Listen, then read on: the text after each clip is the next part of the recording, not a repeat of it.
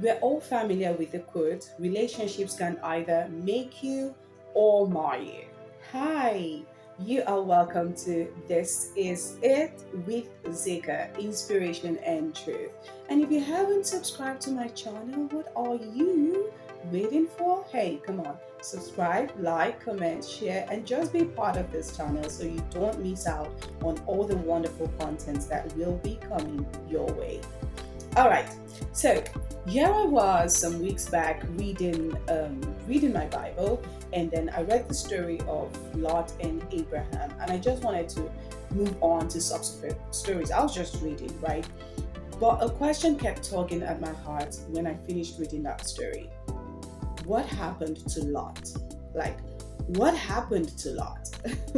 And the more I tried to shake it off, the more I couldn't. And so I had to go back to the story, read it again, and then, do a study on it. Now, the more I asked the question, what happened to Lot? A word kept dropping in my heart: relationships. Relationships. So, Bible records that when Lot was leaving Sodom, he left with just his wife and two daughters. What happened? Because this was the same person that Bible also records that he was wealthy. He had cattle, he had herdsmen. So what happened? So, backstory. Now, Abraham got an instruction from God to leave his family, to leave his father's house, his father's country, and go to a country that God would show him. God gave Abraham these wonderful promises. And so Abraham left, and Lot went with him. If you read that chapter 12, chapter 12, 13, the whole story goes down to chapter 19, Sodom's depravity and all. So Lot went with Abraham. He made a choice to go with Abraham. I mean, he could have chosen to stay back, but he went with Abraham. And we see how Abraham's, permit me to use either, you know who I'm talking about, Abraham. So he could have chosen to stay back, but he didn't. He chose to go with Abraham. And we saw how God prospered Abraham. Abraham became extremely rich. Okay, so Abraham, this was before God changed his name to Abraham, but just permit me to say that. All right, so he became extremely rich, and then Lot also became wealthy because he was in close association with this man who was God conscious, with this man, Abram, who walked with God, who followed God's instructions, who was after God's plans and purposes for his life, who was always listening for God's voice and ready to obey God's instructions. He walked with this man. He was in collaboration, in partnership with this man, and so he prospered. So much so that his herdsmen began to have issues with Abram's herdsmen. And then Abram said, you know what? There's no need for all of this. You just choose. Whatever you choose, that's fine. And Lot lifted up his eyes and chose. He made a second choice.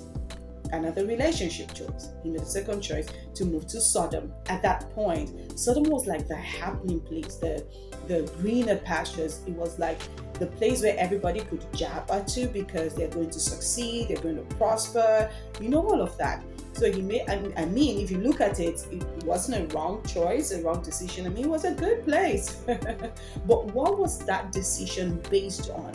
What was it predicated on? A man of God I heard recently said, in his word said, when Lot chose gold, not God. And that is just so beautiful. Lot chose fortune, not family. Lot chose because of money. Lot chose because of what he could physically see. He wasn't choosing because God was instructing him to choose. Like Abraham, God was instructing. No. He was choosing based on what he could see with his physical eyes. So my question to you today is, what are you choosing? What are your relationships based on? What are they predicated on? When you make a choice to let people into your immediate circle, when you make a choice to collaborate with people, to partner with people, when you make a choice to get married, to get into a relationship with the opposite sex, what is it predicated on? Is it based on what you can see fit with your physical eyes? Or is it because God is instructing you to? Is it because these people are woke and happening people? Or is it because these people are God conscious? They are people who are listening to God's voice, obeying God's instruction, living out God's principles, God's plans and purposes for their lives? What are you choosing for yourself?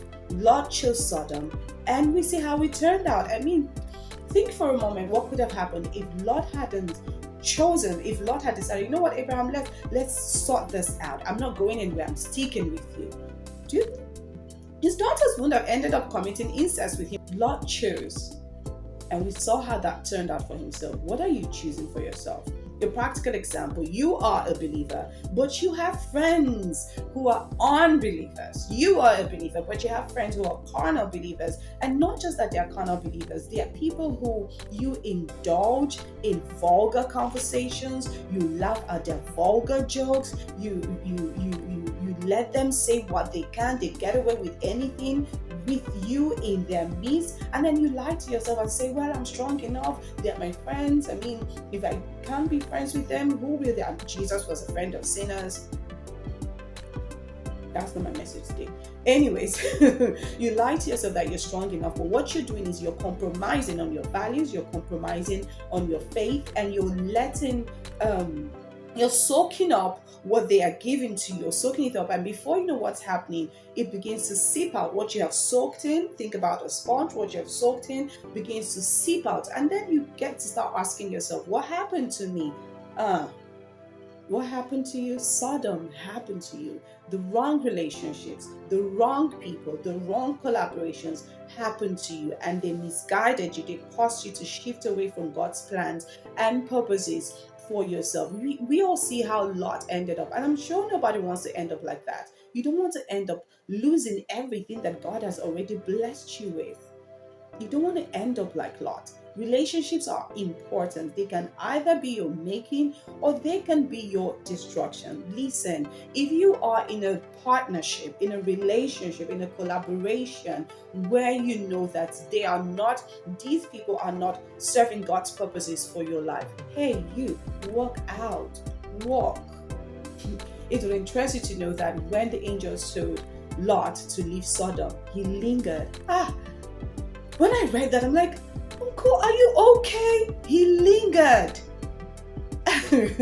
And by the mercy of God, they just took him by the hand and took him out of Sodom. Hey, you stop dilly-dallying. This is not that season. This is not that time that you begin to dilly-dally and say, oh, but this person is nice, is good, he's been kind, she's been awesome, and there's really no need for me to walk out of this relationship. Really, when that relationship is not sharpening you, scripture says that iron sharpens iron, not wood sharpens wood or wood sharpens iron. Iron sharpens iron. If you are in relationship with people, then they better be building you up. They better be causing you to walk deeper in the things of God. They better be causing you to love God more and more. If they are not, walk unapologetically, walk without regrets, walk, because your destiny is at stake. Your destiny is at stake. And well, this is it. Inspiration and truth for today. Your relationships are important. When you make relationship choices, let them be predicated on the knowledge and the instructions of God. Until next time, stay inspired, stay true to truth, subscribe, like, share, comment, and I'll see you again. Selah.